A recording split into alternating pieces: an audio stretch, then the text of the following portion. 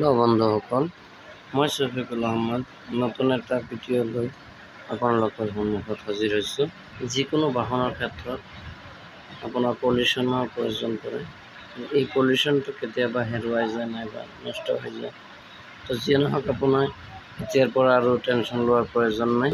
আৰু ভিডিঅ'টো ভাল লাগিলে আপোনালোকে লাইক এটা কৰি দিব আৰু শ্বেয়াৰ কৰি আনকো দেখাৰ সুযোগ কৰিব। প্ৰথমতে আপোনালোকে আপোনালোকৰ মোবাইলত যিকোনো এটা ব্ৰাউজাৰ খুলি ল'ব।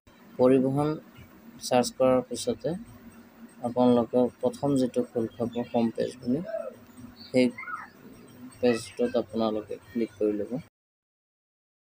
ডেস্কটপ ছাইটটো যদি আছে তেনেহ'লে ঠিকে আছে, নহ'লে আপুনি কৰাই ল'ব।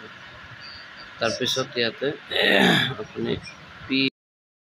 PUCC বুলি আপোনালোকৰ এটা অপশ্যন পাব, তাতে গৈ ক্লিক কৰিব।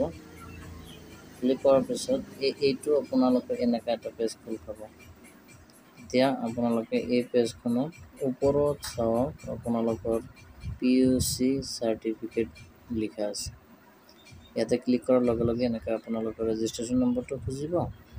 আপোনালোকে ৰেজিষ্ট্ৰেশ্যন নম্বৰটো মাৰাৰ পিছত তলত আপোনালোকে চেচিছ নম্বৰৰ 5টা সংখ্যা মানে শেষৰ 5টা সংখ্যা আপোনালোকে হেৰি কৰিব।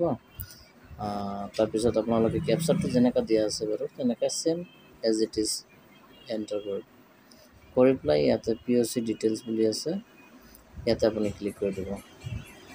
কৰাৰ পিছত চাব এনেকৈ ওলাই গৈছে আপোনাৰ PUC চাৰ্টিফিকেটখন।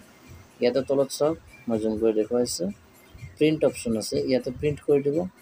কৰাৰ পিছত তেনেকৈ PDF-টো আপোনাৰ ঘৰত সন্মুখত আহি যাব। এতিয়া আপুনি ওপৰত গৈ প্ৰিণ্ট কৰি ল'ব।